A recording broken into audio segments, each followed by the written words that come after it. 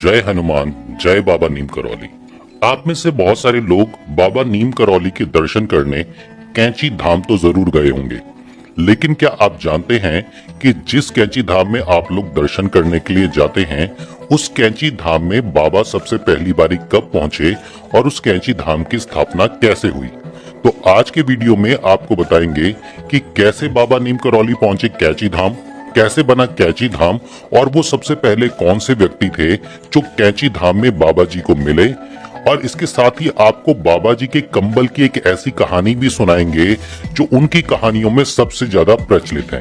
तो चलिए बाबा नीम करौली का नाम लेते हैं और इस कहानी की शुरुआत करते हैं। बाबा एक दिन कैंची धाम में उसी जगह पर पहुंचे जहां पे आज नीम करौली कैंची धाम बना हुआ मंदिर है। जब बाबा जी यहाँ पे पहुंचे तो यहाँ पे एक लड़का और एक लड़की खेल रहे थे जिसका नाम था उमेश तिवारी। ये छोटा सा बच्चा और उसकी बहन वहाँ पे खेल रहे थे और वहीं पे पास में एक खंडहर था सड़क के किनारे। बाबा जी अपने एक दोस्त के साथ एम्बेसडर कार से उतरे और उस कार से उतरने के बाद मैं 5 साल का था जब यहाँ घुसे थे। सबसे पहले मैंने दीदी ने ही देखा था। अरे छोटा सा बच्चा था, ये जगह उन्हीं की थी। इन्हें लगा शायद ये शख्स यहाँ पे अपनी गाड़ी रोककर लघु शंका करने के लिए गए हैं, इसलिए उनको भगाने के मकसद से ये दोनों बच्चे वहाँ पे पहुंचे।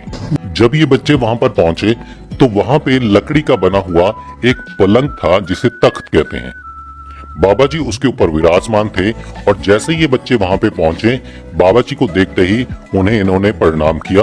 बाबा जी ने दोनों बच्चों को देखा और इनमें से उनके बेटे को ये बोला कि जाओ और जाके पूर्णानंद को बुला के लेके आओ। पूर्णानंद इस बच्चे के पिताजी का नाम था।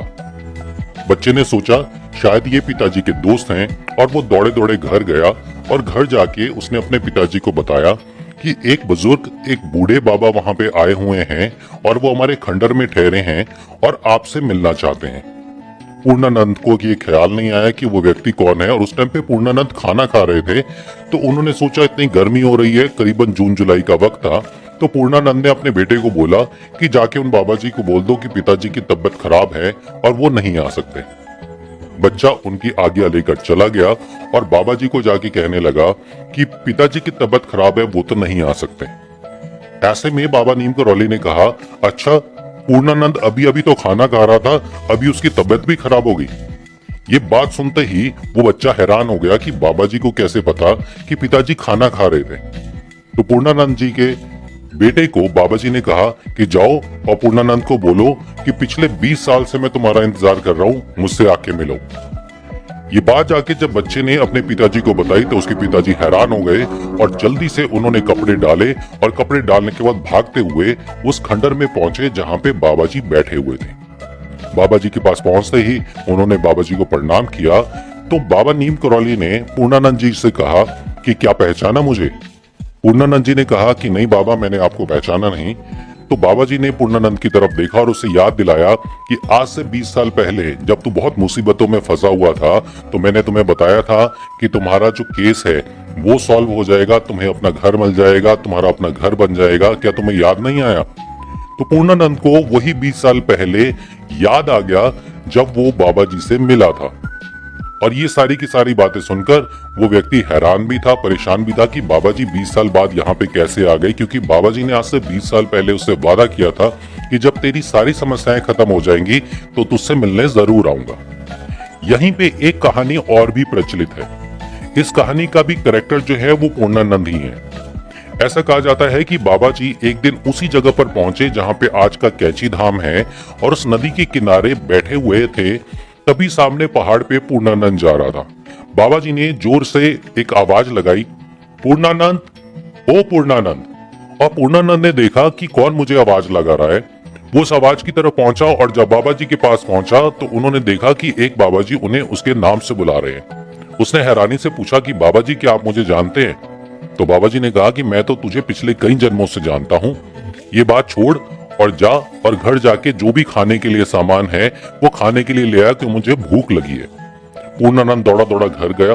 घर जाने के बाद वो अपनी माता जी को सारी कहानी बताने लगा। घर में रूखी सूखी दाल रोटी बनी थी और वो दाल रोटी लेके बाबा जी के पास पहुंच गया। बाबा जी ने खाना खाया। इसके बाद से दोनों कहानियां एक साथ चलती हैं। जब बाबा जी ने खाना खा लिया और वहां पे जब पूर्णानंद पहुंचा था बाबा जी के पास अपने बेटे के कहने पे, उसके बाद बाबा जी ने कहा कि मुझे यहाँ पे मंदिर बनाना है, मुझे मंदिर बनाने के लिए जगह चाहिए। लोगों ने कहा कि इस नदी के उस पार एक बहुत सिद्ध बाबा रहते थे, वो यहाँ पे तपस्या करते थे, आप चाहें तो वहां जगह पे जा सकते हैं और जगह को देख सकते हैं।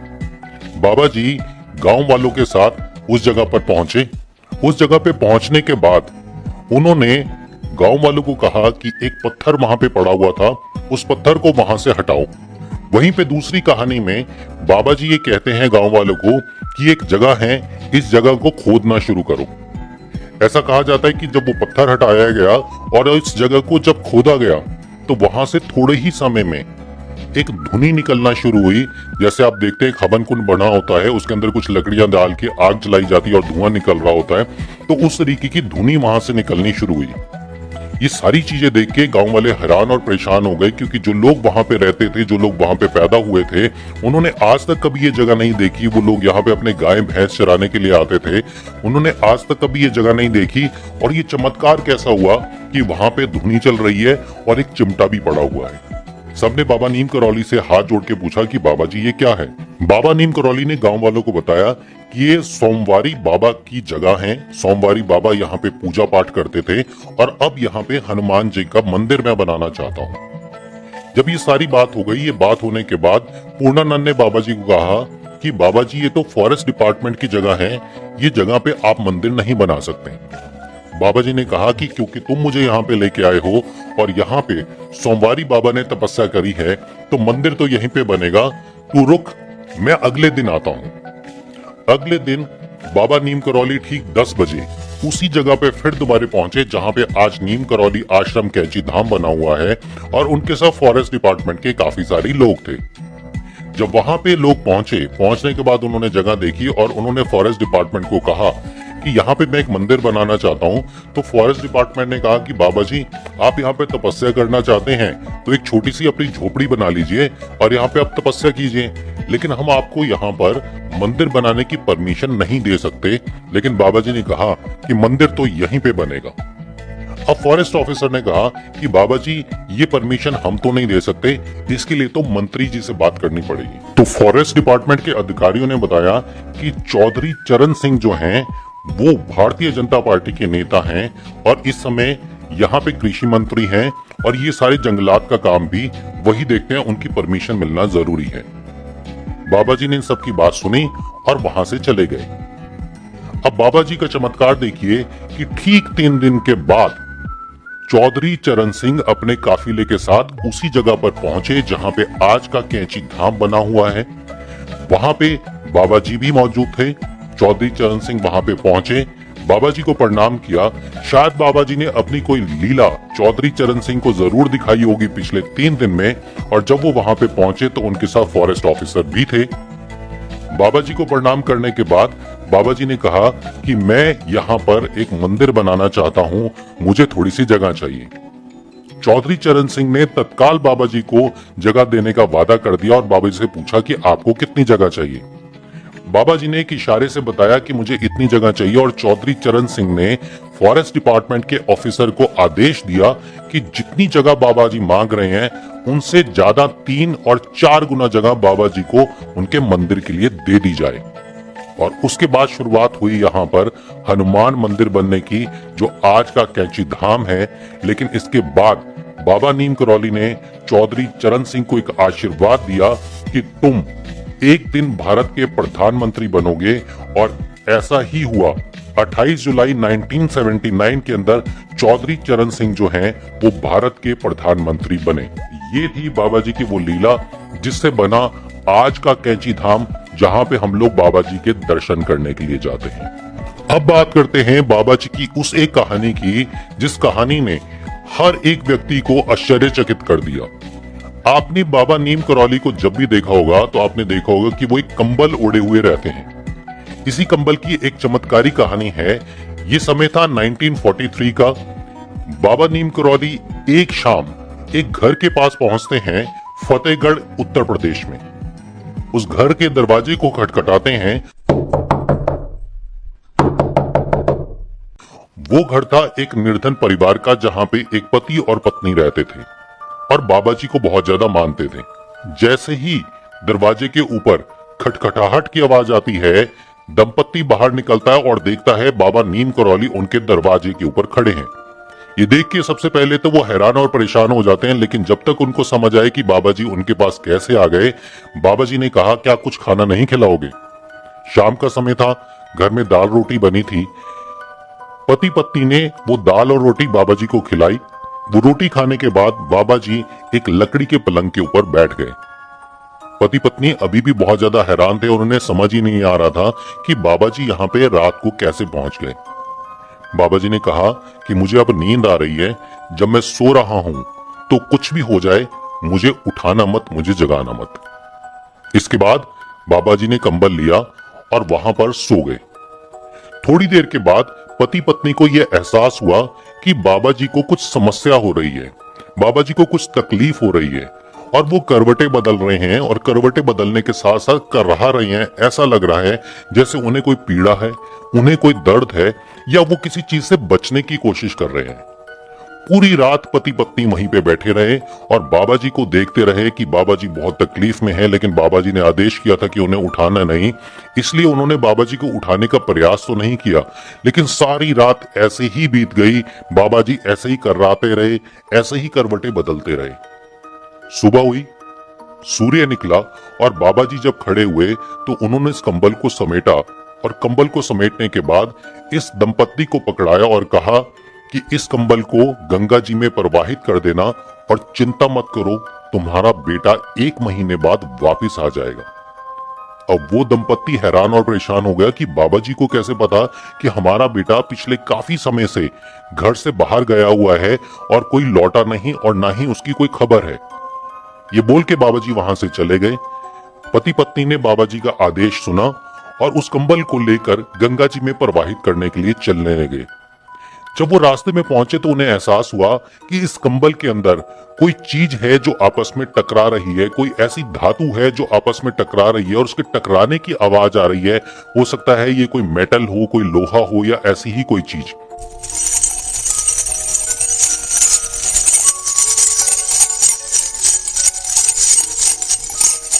वो कंबल बहुत भारी था। पति पत्नी को जिज्ञासा हुई कि वो इस कंबल को खोल के देखे, लेकिन क्योंकि बाबा जी का आदेश था इसलिए उन्होंने इस कंबल को खोला नहीं और गंगा जी में जाकर उस कंबल को प्रवाहित कर दिया। बात आई गई हो गई। 1 हफ्ता निकला, 2 हफ्ता निकला, 3 हफ्ते निकले और जैसे ही 4था हफ्ता निकला, ठीक 1 महीने बाद सुबह सुबह घर के दरवाजे के ऊपर खटखटाहट होती है।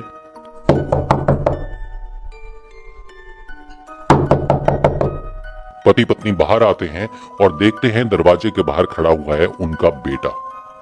बेटे को सामने देखकर अश्रुधारा बहनी शुरू हो जाती है। बेटे को गले लगाते हैं और गले लगाने के बाद अंदर लेके आते हैं। बेटे से पूछते हैं कि तुम इतने समय से कहाँ गए, तुम तो काम करने के लिए गए थे।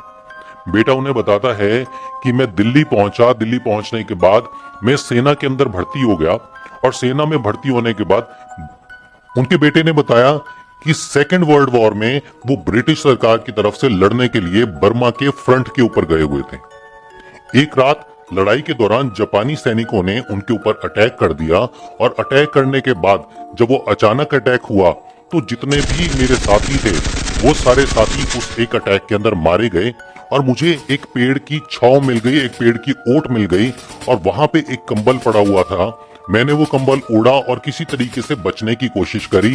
चारों तरफ से गोलियां चल रही थी और चारों तरफ से मेरी गोलियां वो सारी रात निकलती रही, लेकिन मुझे कुछ भी नहीं हुआ, किसी तरीके से मैं बच पाया। सुबह और फोर्स आई और फोर्स आने के बाद हमने जापानी सैनिकों को पीछे खदेड़ दिया और मेरी जान किसी तरीके से उस रात बच गई। अब ये पति पत्नी को ख्याल आया कि वो वही रात थी 1 महीने पहले, ठीक जब बाबा जी उनके घर आए थे। बाबा जी ने कंबल ओढ़ा और बाबा जी ने जब वो कंबल ओढ़ा तो ये वही गोलियां थी उस कंबल के अंदर जो खनक रही थी जब ये इसे गंगा जी में प्रवाहित करने के लिए कहे जा रहे थे। ये वही गोलियां थी जो उस टाइम पे जापानी सैनिकों ने उनके बेटे के ऊपर चलाने की कोशिश करी, उसको मारने की कोशिश करी, लेकिन बाबा जी के आशीर्वाद से, बाबा जी के कंबल के आशीर्वाद से एक भी गोली उनके बेटे को नहीं लगी और वो सही सलामत घर वापस आ गया। ये एक विश्वास था उस दंपत्ति का नीम करौली बाबा के ऊपर, और ऐसा माना जाता है कि जो बाबा नीम करौली के ऊपर पूरा विश्वास रखते हैं, पूरी श्रद्धा से उन्हें मानते हैं, उन्हें जिंदगी में कभी कोई कष्ट नहीं होता। और अगर ही किसी कष्ट के समय आप बाबा जी को पुकार लो तो ऐसा हो ही नहीं सकता कि बाबा नीम करौली आपके कष्टों को ना सुने और आपको कष्टों को खत्म ना कर दें। बाबा नीम करौली बाबा हनुमान जी के अवतार थे, और शरीर से चाहे वो आज हमारे बीच में ना हो, लेकिन बाबा नीम करौली हमेशा आपके पास रहते हैं। अगर आप सच्चे दिल से उन्हें मानते हैं तो बाबा नीम करौली आपकी हर एक इच्छा पूरी करने के लिए हमेशा आपके पास रहते हैं। बाबा जी से दुआ कीजिए कि आप बाबा नीम करौली के दर्शन करने कैची धाम जाएं। हम भी बाबा जी से प्रार्थना करेंगे कि आपको वो दर्शन जरूर दें, कैची धाम जरूर बुलाएं। हम लोगों ने कोशिश करी थी कि कैची धाम की पूरी यात्रा आपको कराएं। इस वीडियो के साथ 2 लिंक हैं। बाबा नीम करौली के दर्शन जब हमने करने के लिए गए थे तो पूरी यात्रा का विवरण हमने वहां पे दिया हुआ है। आप बाबा जी के दर्शन वहां पे कर सकते हैं। उम्मीद है ये वीडियो पसंद आया होगा। अगर आपके कुछ ऐसे दोस्त हैं या आपको लगता है कि लोगों तक ये जानकारी पहुंचनी चाहिए, बाबा जी की जानकारी पहुंचनी चाहिए, तो अपने दोस्तों के साथ इस वीडियो को जरूर शेयर कीजिएगा। हम कोशिश करते रहेंगे कि अपने इस चैनल पे आपको ऐसी ही कुछ दिलचस्प कहानियां जरूर सुनाते रहें। अगला वीडियो बहुत जल्दी आप लोगों के लिए लेके आएंगे। तब तक के लिए हमारी तरफ से जय श्री राम, जय बाबा नीम करौली।